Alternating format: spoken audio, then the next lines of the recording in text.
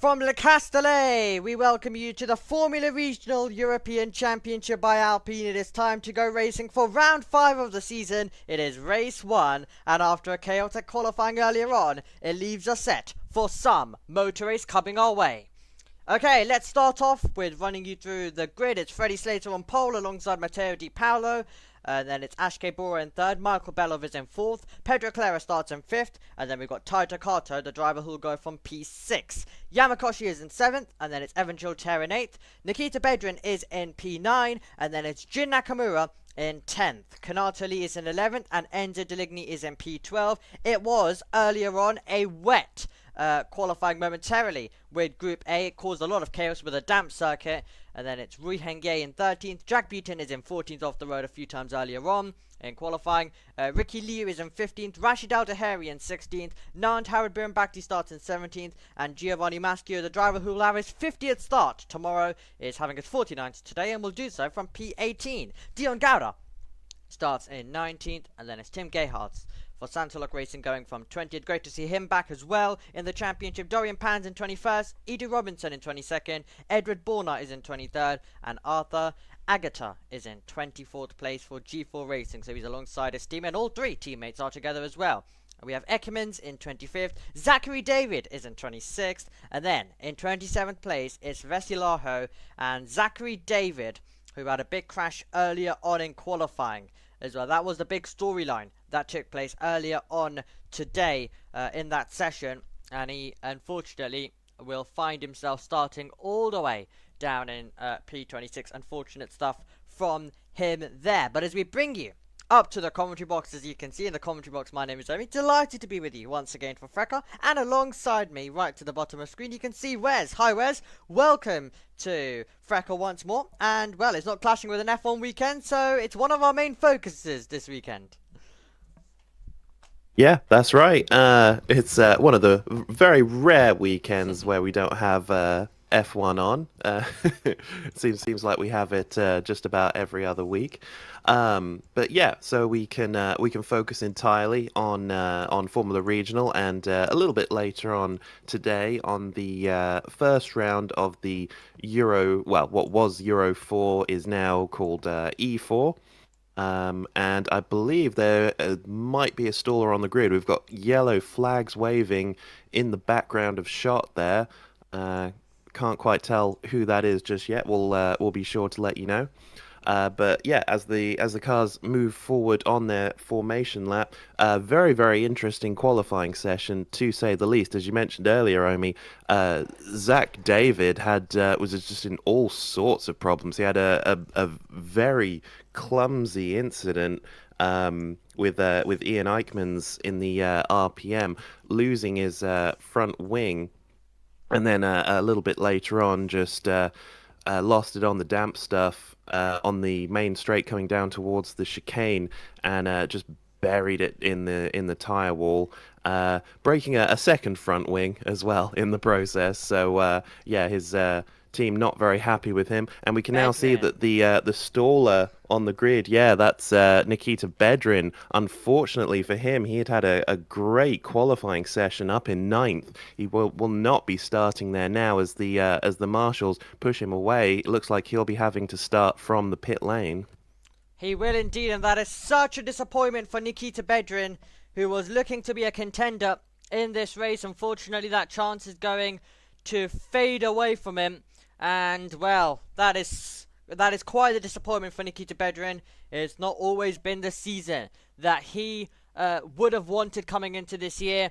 And, that is absolutely terrible stuff for Nikita Bedrin, as he will be pushed into the pit lane as well. We're all preparing for a 30-minute race, as you mentioned, Wes, a wet qualifying earlier on to some degree with the Group A. It dried out in Group B, and we saw last year's lap time that Rafa Kamara set, beaten by Freddie Slater. Ashke Bora was looking to try and take pole position, but kind of a bit of teamwork from Prema. Dorian Pan, wouldn't really say blocked, but did get in the way of Ashke Bora there, right at the end in the last sector, which some would argue could have taken pole away from Ashke Bora. So that is going to be very interesting to see the driver in third and his pace, but a complete different game coming up for these drivers, with a circuit that has had more and more rubber laid down, different types of series, including GT Open, that have been out there, and also the E4 Championship, their qualifying session. Will bring you the races for that later on. Matteo Di Paolo starts in second, but my main focus on what I've been thinking all since the morning, Wes,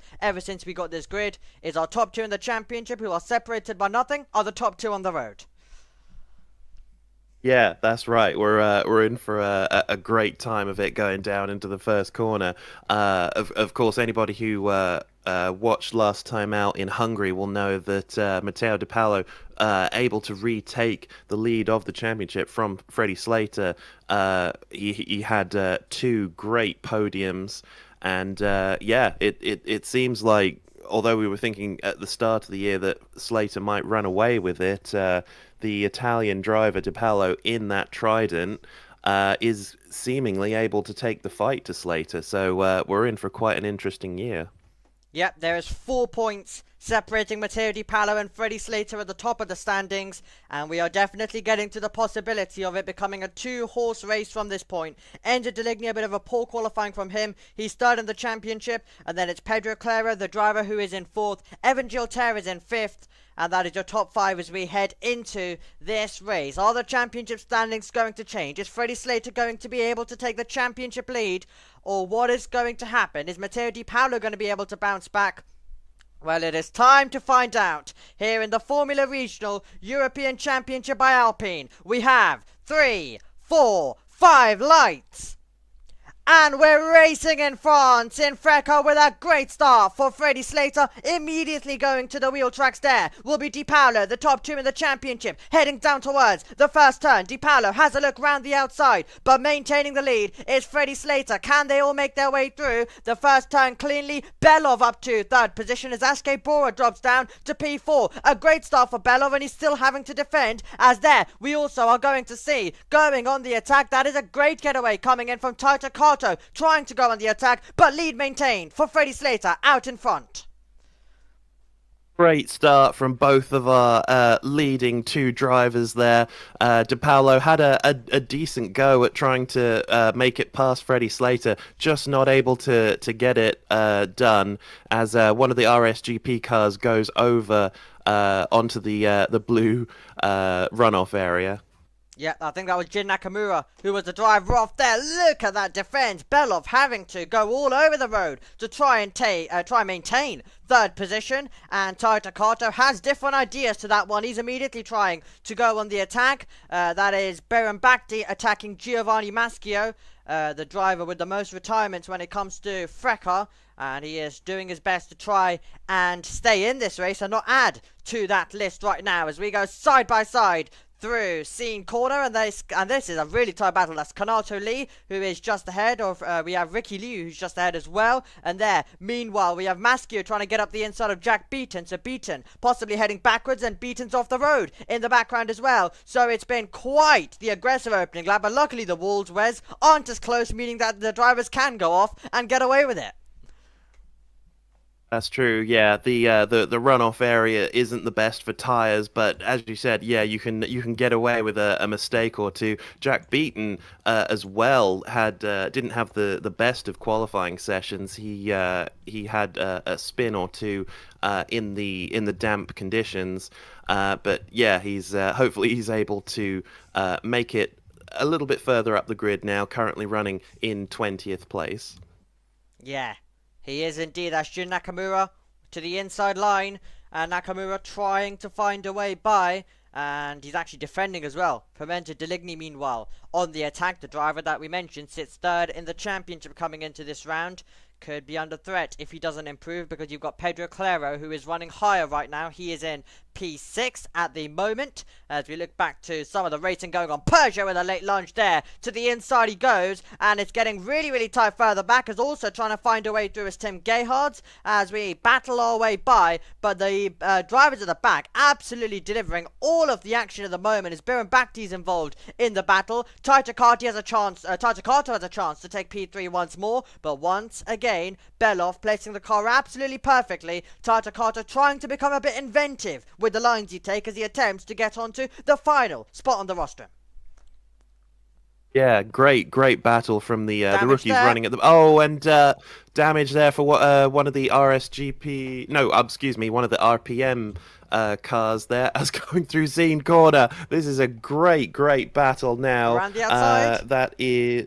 Yeah, Carter. Yeah, it's still going on. They're still side by side. Fantastic stuff. He's to the inside, and he's fighting away by. Tata Carter finally takes the position, and there to capitalize is Ashke Bora, trying to recover after a bit of a poor start there. The driver started in third, in fifth, but wants to go on the attack a little bit more. It was Ekimans who has damage, I believe, further back. So that's disappointment for him, as super defensive goes Belov into the final turn, and there could be a chance to see a move down into the first turn once again as we tick on to another lap. It is 26 minutes to go on the clock. Slater with the gap right now to Di Paolo, who is trying to maintain the advantage. There goes Bora down the inside. Can he find a way through? Can he be later on the brakes? Bello keeps his foot in. It's side by side only for a moment though, and there is the positions change. Bora up to P4.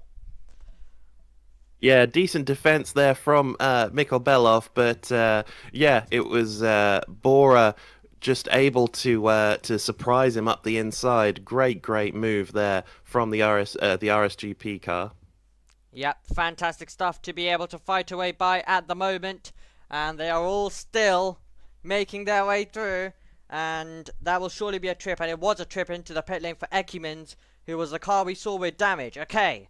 In the wheel tracks, in the slipstream, Di Paolo is remaining close to Freddie Slater at the moment, as Belov continues to head backwards, because now you've got Claro on the charge, trying to send it around the outside. You cannot do that though, and Belov defending perfectly, but there could be an opportunity to do exactly what Taita Carter did in a few moments time, and that's overtake in a couple of meters when we get down to Scene Corner. Let's see whether the Van Amersfoort can pull ahead. There's the defense in the background from Belov if you are synced up with us at the moment. It's 5/10 out in front. It'll be definitely much more closer than that further back, because the Van Amersfoort car is powering around the outside line. Super stuff there from Claro.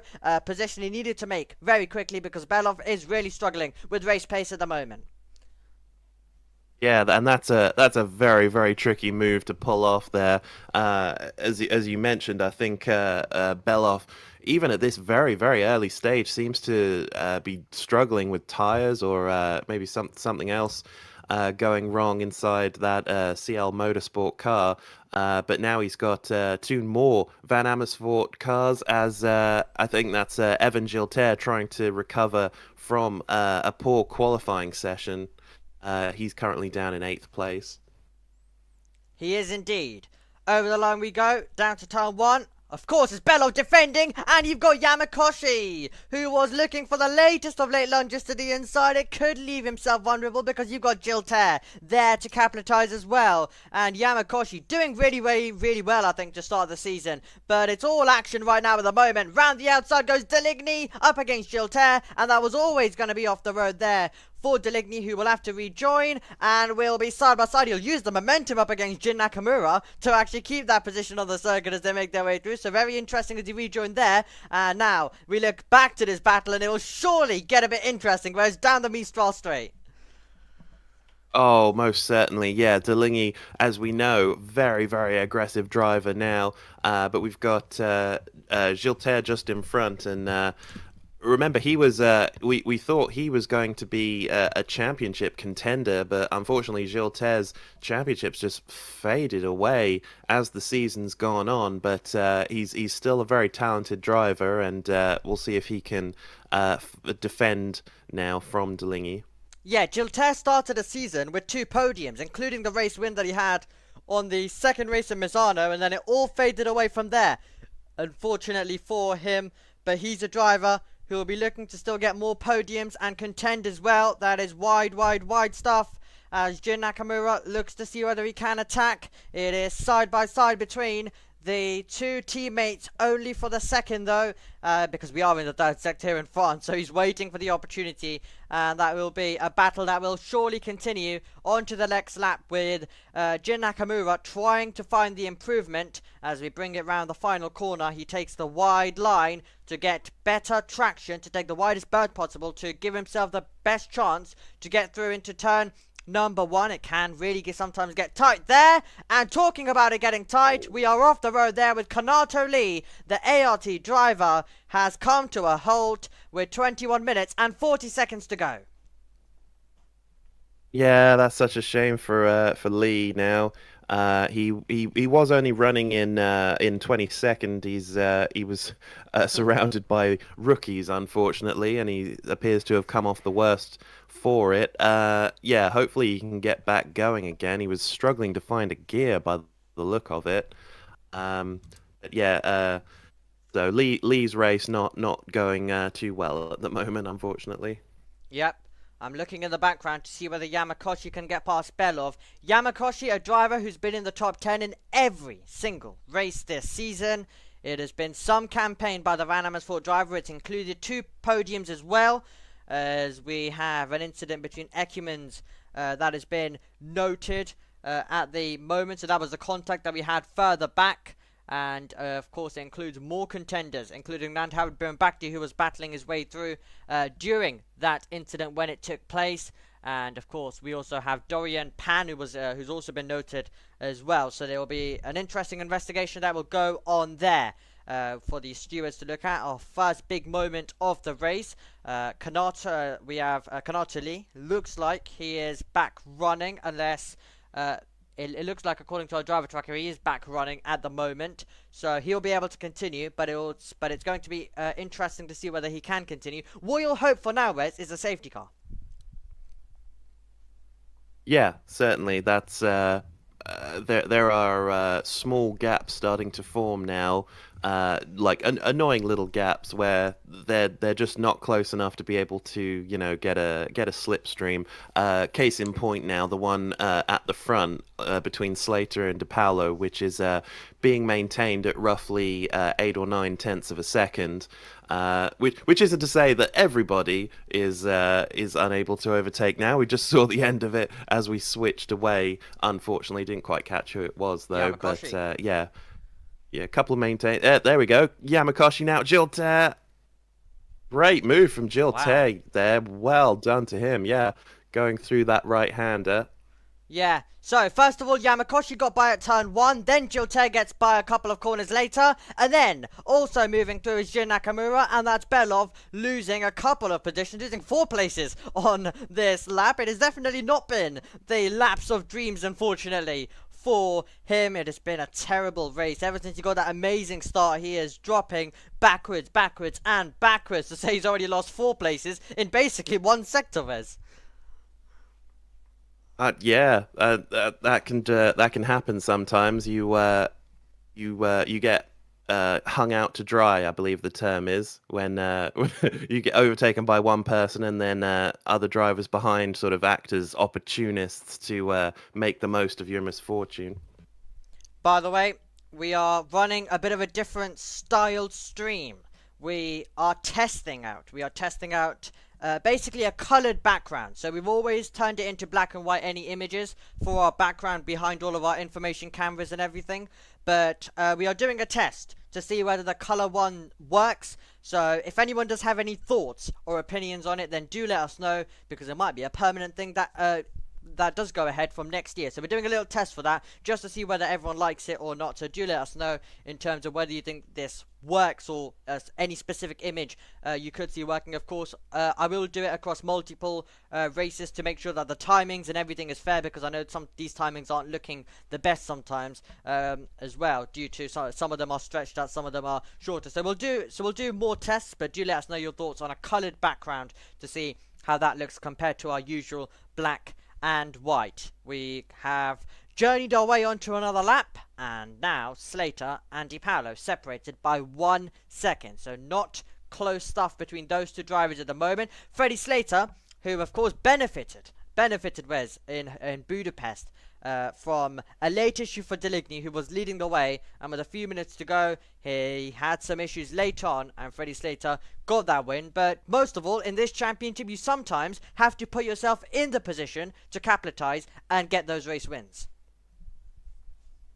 Yeah, that's very true. I was just having a quick look at the championship. I believe Slater, if he does win here today, and that's not certain, of course. We've still got a little under 17 minutes plus 1 lap to go. But I believe Slater will retake the lead of the championship from De Paulo. So yeah, it seems to be flip-flopping quite a lot up at the front between the two of them. Yeah. This front row really exciting me as well, coming into this, as I've already mentioned. But yeah, tomorrow, once again, another qualifying, another chance for these two to perform, and another chance for De Paulo to possibly get the edge over Slater. It will be a fascinating qualifying. It was expected to stay dry all weekend, which is what Chris McCarthy, he was really caught out with it in qualifying when he started seeing the raindrops and everything falling as well. He did get information from the team with teams as well. They were mentioning in the hospitality that it was raining earlier on, but there was no rain expected. And from the hot temperature with the hot temperatures of yesterday coming into today, we were expecting it to be fully dry. It is dry at the moment, but yeah, the rain definitely didn't fully stay away when it came to our qualifying, which led to a lot of chaos with the drivers on the slick compound of tyres. Yeah, that's right. We are on the in the south of France. Typically, it's a very hot place in the summer. A lot of holiday makers around this part of the world, and yeah, you just don't really tend to expect random summer rain showers, but yeah, that's what we got for qualifying, and it really spiced things up for all the drivers and for all of us watching. Slater's now pulled out another few tenths of a second, so, and he seems to be doing it at a much faster rate now as well. And in fact, as they're about to come across the line now, it's up to 2.1. So yeah, Slater's just really starting to stretch his legs now, and really taking control of this race. So yeah, assuming we don't get a safety car at some point in this second half of the race, looks like Slater might have it in the bag. Yep, but never say never in the Formula Regional European Championship by Alpine. We have seen weirder things in the past, so stick with this one, and it's going to be competitive all the way through. I'm 100% sure, even for the other positions. And do not worry, because we've got another race coming your way later on today in the E4 Championship. The start of that, of course, that's going to be chaotic. I mean, you can throw them at nearly every circuit, but with the amount of cars you've got in that, it's always quite fascinating, and they're always racing very well. The E4 Championship, it's going to be 3 rounds, and this is going to be the first of them, and I'm really happy. None of the E4 rounds clash with any F1 weekends, which are quite nice. So all of them are done peacefully and nicely as well, which, to be fair, we only get E4 3 times a year in terms of the round of that, which it is like Italian F4, but still, it can feel quite special. Okay, Jack Beaton, let's take a look at a replay as he was fighting a way through, and he was up against Belov there, and he found himself off the road slightly. He always seems to be in the wars with someone or other, doesn't he, Jack Beaton? He's not afraid to get stuck in, and we love to see it. Yeah, it's quite fun. It's quite fun watching these drivers and seeing their skill sets as well, and all of them learning, because this is still a learning ground for everyone, and it remains a learning ground even when they get to literally a step away from Formula 1, that is Formula 2. It is still a championship where drivers are still learning their craft, so this is a very early level where you can expect quite a lot to go wrong. But if drivers like De Paulo, drivers like Slater, and I even want to throw Yamakoshi into it, considering he's been in the top 10 in every race, this is the chance that they get to show their maturity and also show their skill at this level. And De Paulo and Slater both displaying that in what was a tricky session, especially for De Paulo. He knew he wouldn't have been able to take pole because the circuit would have been drying. It would have been someone in Group B. But the most important thing was that he was able to go out there, put it first in his group, and no matter what group you're in, that's the only thing you really can do. Just go out there, put it first in your group, and then see what happens and wait. And it meant that he now starts at the front row, had a chance to win, still has a chance to win, but Slater does have quite a bit of pace out there. But yeah, that's what the championship contenders need: being consistent and also being near the top as frequently as possible, and making sure the qualifyings remain consistent as well. Yeah, absolutely. When he talks to his engineer at the end of this race, that they're certainly going to conclude that he maximized the race as much as he could. He's started on the front row, got a good start, and yeah, he seems to be protecting his tires. He's certainly not having Taito Kato gain on him, so he's still maintaining about a second or so gap to him. But yeah, just losing out on raw pace to Slater up at the front, who just seems to have it in droves. The gap now up to 3 seconds, and seemingly, judging by the lap times, that gap seems to be growing as well. So yeah, just De Paolo in this race just seems to have no answer for Slater's pace. That is the case indeed. Now, it's getting really tight in the mid-pack in quite a lot of battles as well. Beaton's moved up to 10th, so that's a move that's just happened. We missed that one, but Beaton, we saw them both battling heading into the third sector, but now the move has come in, and Beaton's moved up to P10, Belov's down to 11th. Another battle that's going on is Nikita Bedrin as he tries to recover, and he's done a good job so far, has Nikita Bedrin. Considering the stall that he had, he's been able to fight his way to 15th. He has a chance to get to 14th. He is running very closely to the back of the Van Amersfoort driver, that is Dion Gouda at the moment. So it's going to be a fascinating fight between those two drivers coming your way. But that's Beaton up to 10th, Belov down to 11th. So Belov continuing to drop down our order. We've got 10 minutes and 30 seconds plus 1 lap to go here in the Formula Regional European Championship by Alpine in round 5 of the season. And it's been an interesting round so far when it's come to qualifying, along with the collective tests, and now the opening race. We'll have one more race tomorrow to conclude this round of the championship. Both, of course, awarding normal points and the Grand Prix Sunday points as well. 3.6 seconds across the line between our top two.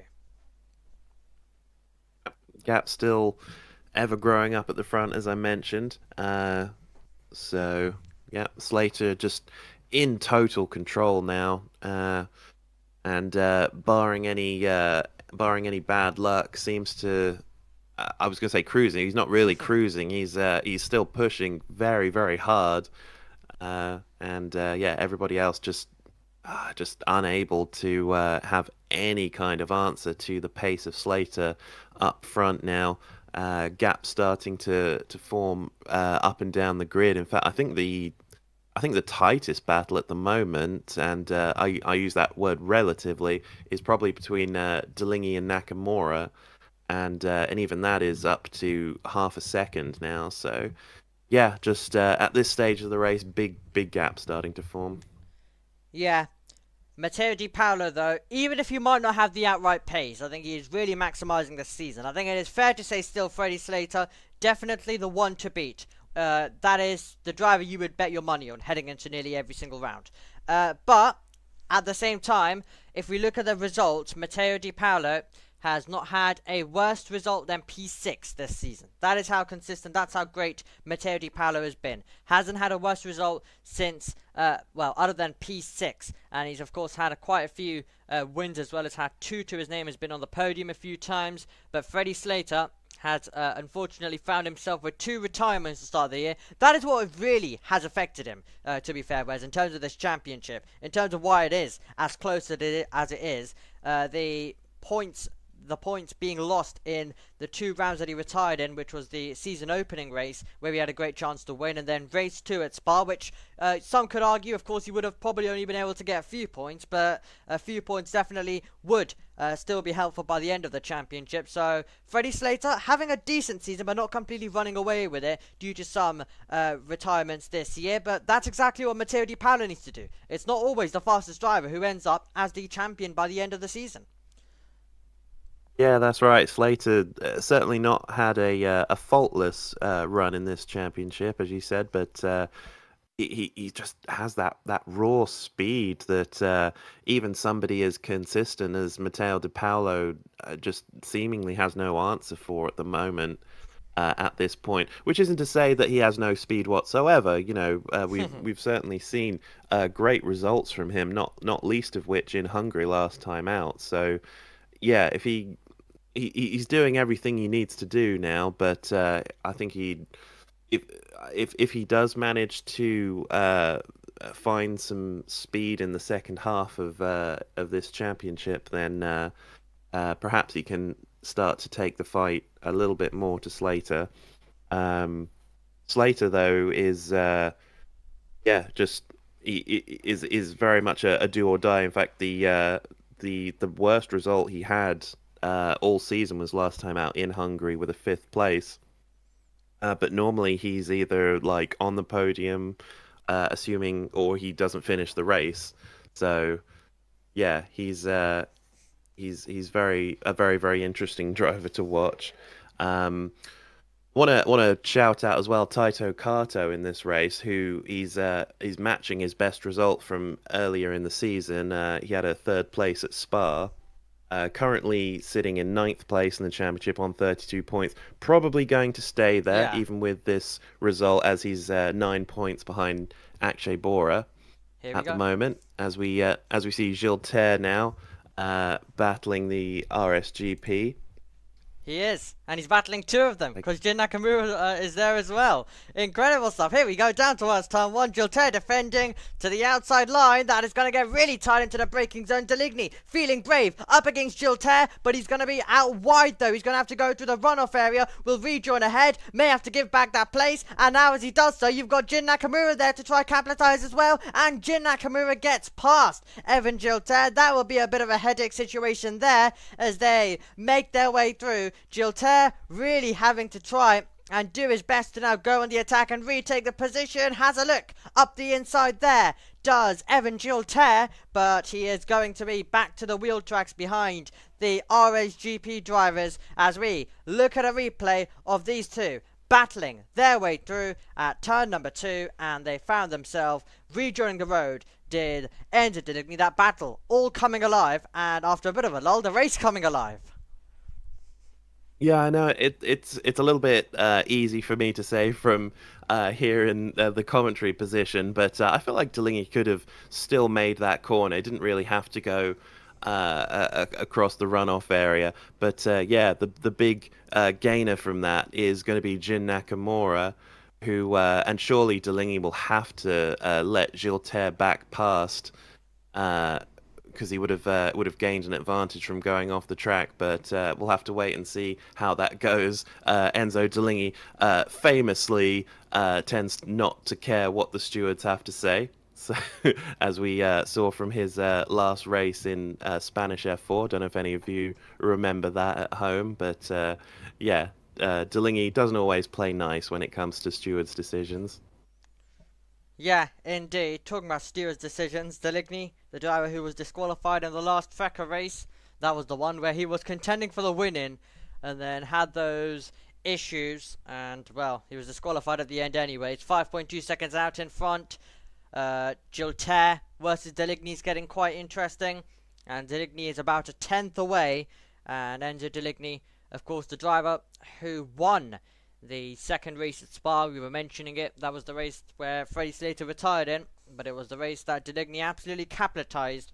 That was quite a dramatic race that day, but Freddie Slater turning this out to be quite a dominant drive at the moment as Taito Kato tries to see whether he can attack Matteo Di Paolo. It is 1.2 seconds separating those two drivers. Deligny's definitely got to get an opportunity as we go back to a replay of the two of them, and this time they did make it work actually, so they were battling their way through, and Gilles Terre going off the road, Jin Nakamura getting to the inside line, so a bit more fascinating racing as they were battling their way to quite the dramatic battle that's turning out to be, might just be the most dramatic battle of the race, because it is one of the more calmer FRECA races that we've had this season. Yeah, great battling there. Shame Gilter had to lose out now. He's lost that seventh place down to ninth now behind Delaney and Nakamura. So, of course, as I said earlier, Delaney's position still up for debate a little bit, so Nakamura could find himself gaining from that. Yeah, that one will be argued in the steward's room. You've got a car separating Deligny and Gilter, of course, so yeah, that one will be argued in the steward's room 100%. As we make our way round the final corner, and we go on to another lap as well. 6 seconds is the gap being recorded. We are seeing a great performance being put in by a race leader. We're watching to see whether we're going to get anything in the battle for second place or for third or for fourth, as Bora is being put under threat by Pedro Claro, the Van Amersfoort driver, who brilliantly took the win in Zandvoort, of course, in Van Amersfoort's 50th year. What a win that was. It was a first for him, and it was a great day. It was a great day for Van Amersfoort Racing, as they were able to find and fire their way by to the top of their home race, and their first it was since 2023. Also, that was taken at Zandvoort as well. So a special circuit, a special place for them, and Pedro Claro put them on the podium in both. He got a second in race 1 and then of course the win in race 2, and he's trying to reach those heights once again at different racetracks, proving to be slightly more difficult though at the moment, but he's still being consistent and still putting together a good season to be fourth in the standings. And we were mentioning he could be getting closer and closer to P3 in the standings, with Deligny having a couple of worse results, and also possibly with the penalty to come with the whole train behind Deligny could mean and could be a bit helpful to Pedro Claro in his aid to get ahead in the points battle. 45 seconds to go on the clock.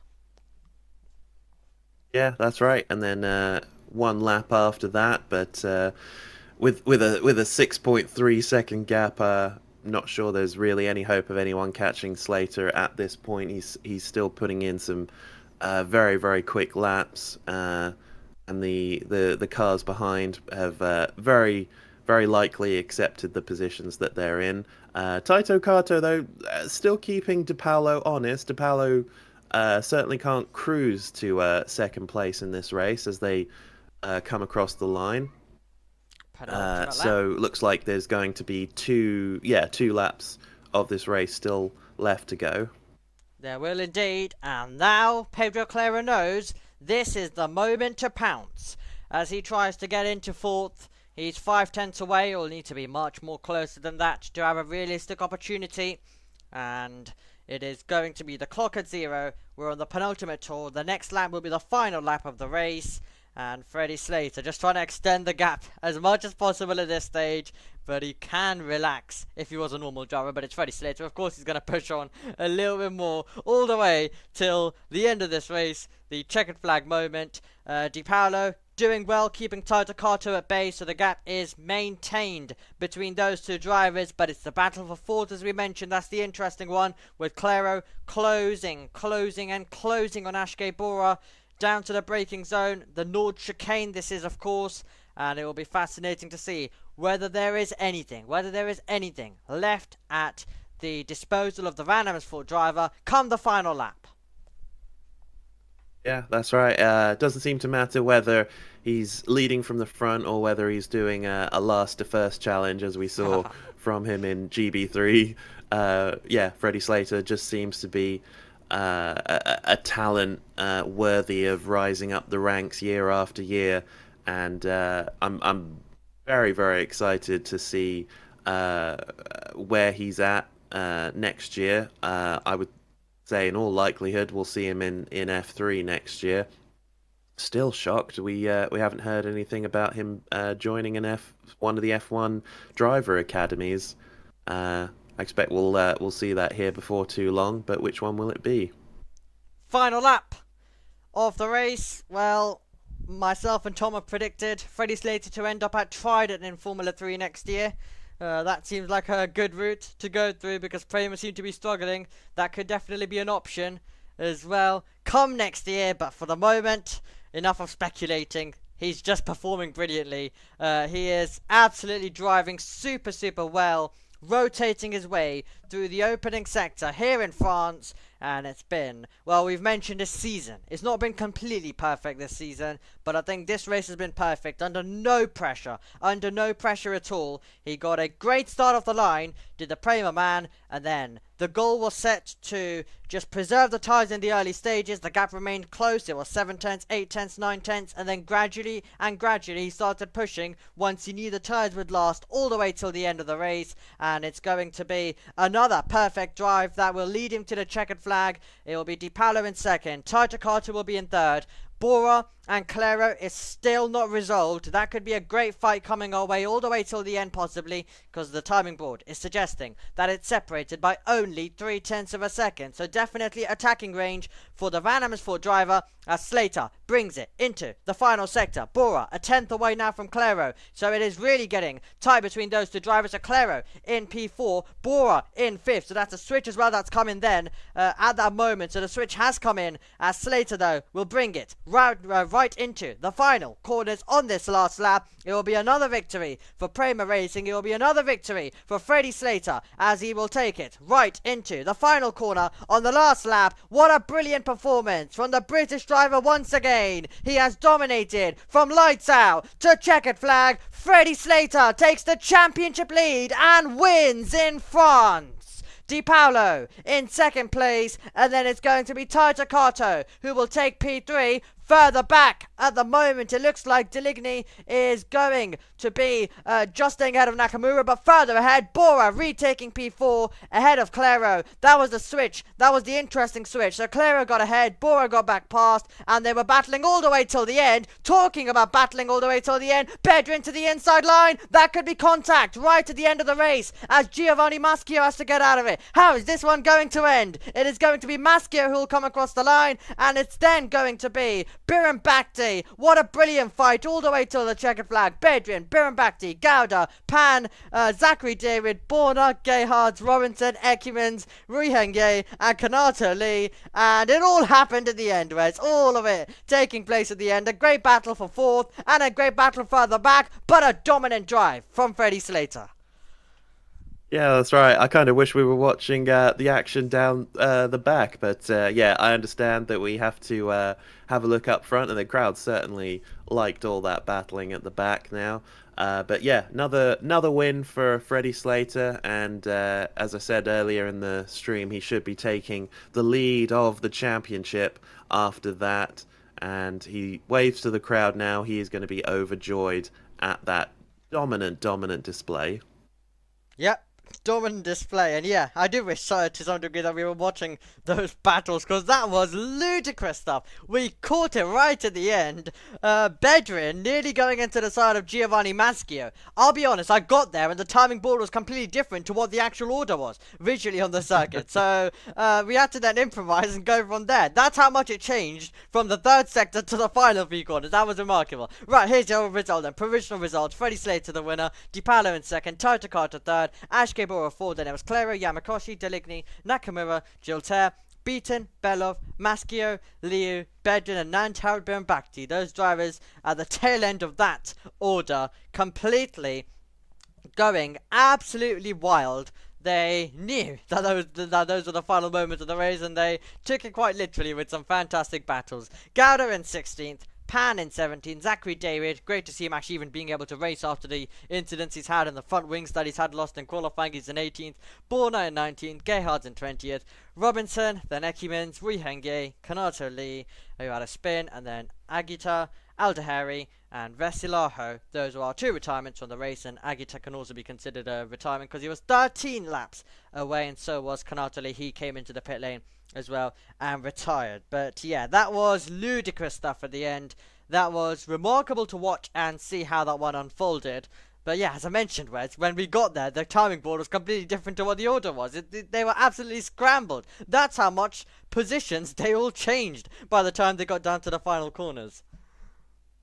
Yeah, such a shame we weren't able to watch that, but yeah, brilliant stuff, and you certainly can race here at Paul Ricard. It's a nice wide circuit with straights and decent corners. So yeah, slipstream is a thing that the cars are able to do, and they certainly take full advantage of it.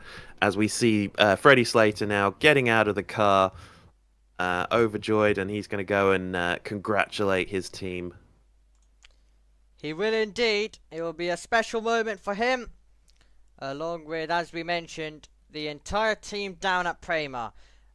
Key Nakamura Berta is going to be the driver starting on pole position, by the way, just to bring you up to date with that for race 1 and race 2 of the E4 Championship that begins this weekend, and in tomorrow's race 3. So we'll have race 1 today, we'll have race 2 and 3 tomorrow. In race 2 will also be KMB on pole, and then in race 3 it's going to be Gabriel Gomez. So it's going to be fascinating, it's going to be exciting, the races that will be taking place tomorrow. Really excited for that. And Wes, well, lucky you'll be joining us, won't you, for race 3 tomorrow of the E4 Championships. And that'll be quite a lot of fun to call together as well.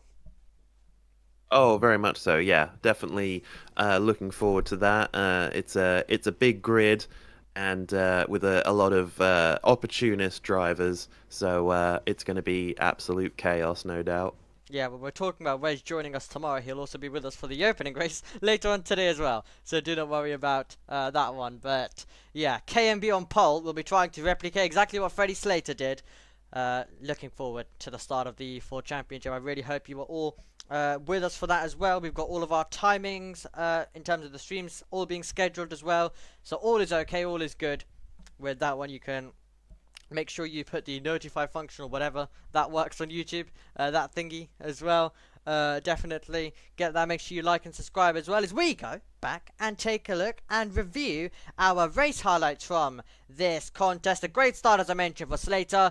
Only really the only moment he was under threat when we went down into turn 1. DiPaolo had to back out of it. Slater with the tiger line through the opening turn, and then they were battling their way through. It was quite a lot of contact. That was Ecumens with a late lunge up the inside of Nantauer back. The Ecumens would later on go and get damage, and then Wes, well, this was really just Belov dropping backwards. That was the story of the opening minutes of the contest. Yeah, hopefully we maybe find out a little bit later on what was going on with Belov there, but sadly for him, he after what was a great qualifying session, he dropped out of that top 10. So yeah, just no reward there for all of his efforts in qualifying, and that's such a shame, really. Yeah, really hurts. And then we had some brilliant battling between Deligny and also Evan Gilter, and Jin Nakamura said thank you very much as he looked to capitalize, and absolutely did so as well. But some great feisty battling between those drivers. That was definitely a part of the race. And then we got to the checkered flag moment, and we said hello to our new championship leader, Freddie Slater, who came across the line to win his 3rd race of the season. But it was a great battling going on further back in 4th and 5th. And I think the biggest brawl of the race definitely being the final positions in the order. And that was absolutely scrambled stuff as they came across the line. Giovanni Maschio in P12. As I mentioned, a special weekend for him, the driver who has his 50th start in FRECA tomorrow. Definitely, race 1, the 49th, has gone his way to some degree, considering the season he's had. Yeah, that is certainly true. As we're looking now at the podium, waiting for our top 3 to come out onto there. We'll have the British national anthem for you for Freddie Slater, and Paolo and Taito Kato will follow out soon. Taito Kato really had a really good race, gained 3 positions from his starting grid position there. Very impressed from Kato. He kept DiPaolo honest the end there. DiPaolo had to be on his A game, despite losing so much ground to Slater over the course of the race. His 2nd place was never safe the whole time. As here is Kato now, Yeah, taking that 3rd place, and a driver who as well had a podium, had a P3 come his way at Spa in race 2. has matched that result here today. And as you mentioned, kept Di Paolo honest very, very well and did a very great job of that, did he. And it is handshakes between the top two in the championship, and also with Taito Kato as well, who is right there to the side, and then we'll get the trophies presented. You're going to get Dion Gauda, who is the driver who finished in 16th, and it's also a rookie winner who will be getting to celebrate the moment as well, and we'll get a trip onto the podium as well. And yeah, Dion Gauda racking up rookie wins this year, and he is getting quite a few. The top performing rookie, as I think everyone expected coming into this season, and he is having a good campaign, and so is our top three, I think it is fair to say, in the championship. Pedro Claro will look to try and also get himself involved and in the mix, but the trophies presented to Taito Kato. A great performance for ART, who came into this round in P4 in the team's standings. The French team as well on home ground. RHGP are also a French team as well. Those two will definitely be doing battle with ART and the RHGP team. Van Amersfoort trying to contend with Prema as well. Remember, the top two performances from teams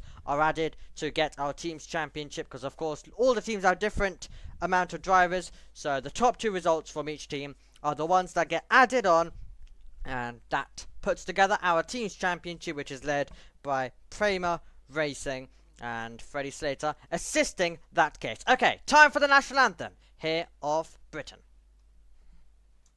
L'hymne britannique.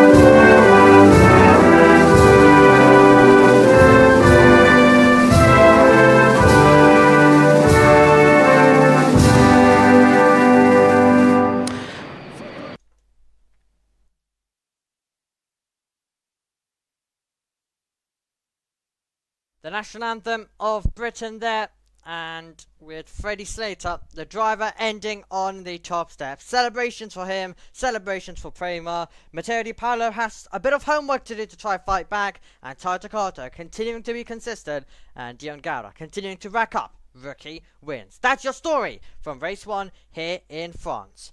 Well, Wes, I'd love to get final thoughts on this event. It's been a very interesting race to open up the weekend, and we'll have one more coming our way tomorrow. Yeah, that's right. All the momentum appears to be with Slater right now. Yeah, it just remains to be seen what kind of an answer, if any, that Di Paolo might have, and yeah, if he can do, then we should see an interesting championship. Yep, still it's not over, but we've got a new championship leader, and Freddie Slater at the front. Does Di Paolo bounce back? Well, qualifying will go a long way in deciding that, along with the race, which we'll be streaming live here on JB Motorsports. But for action today, that's not it. We have the start of the E4 Championship, which is also going to be very competitive. Key Nakamura Roberta starting on pole for that, and we hope you join us then to see who's going to take the win of that. But for FRECA, we'll see you tomorrow for the final race of the weekend. Goodbye.